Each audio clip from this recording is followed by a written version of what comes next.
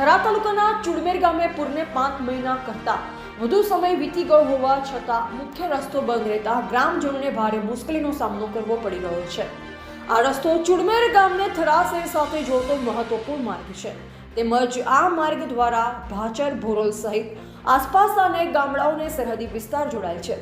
થરા શહેરમાં જીવન જરૂરી ચીજવસ્તુની ખરીદી તથા આરોગ્ય સેવા માટે હોસ્પિટલ આવન જવન માટે આ મુખ્ય માર્ગ છે। રસ્તો બંધ હોવાના કારણે સામાન્ય જનજીવન અસ્તવ્યસ્ત બન્યું છે। ખાસ કરી ઇમરજન્સી સારવાર સમયે ગંભીર પરિસ્થિતિ ઊભી થાય છે। આ સમસ્યા અંગે વહીવટીતંત્રનું ધ્યાન દોરવા માટે આજે ટીવી ચેનલ, પ્રિન્ટ મીડિયા તથા ઇલેક્ટ્રોનિક્સ મીડિયા મારફતે રજૂઆત કરવામાં આવી।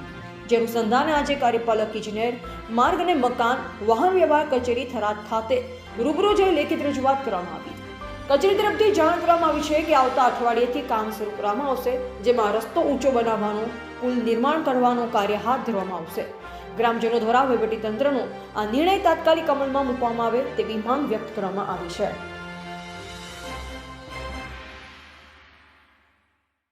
પાણી ભરાયેલું છે। જે તળાવ અને કેનાલ વચ્ચેનો રસ્તો વળાંકમાં પાણી અતિશય ભરાયેલું હોવાથી અત્યારે 4-5 મહિના થવા આવ્યા છતાં રસ્તો ચાલુ થયો નથી।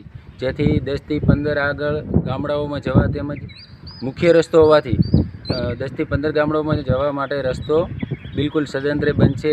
બીજા વાહન વ્યવહારવાળા અહીં આવી અને પાછા જાય છે અને બીજે રસ્તેથી ડાયવર્જેશન લે છે, તો આગળ પણ ટ્રાફિક જામ થઈ જાય છે। એટલે તાત્કાલિક સરકાર દ્વારા આ રસ્તાને ઊંચો કરવામાં આવે અને પુલ જેવો બનાવવામાં આવે એવી અમારી માગણી છે।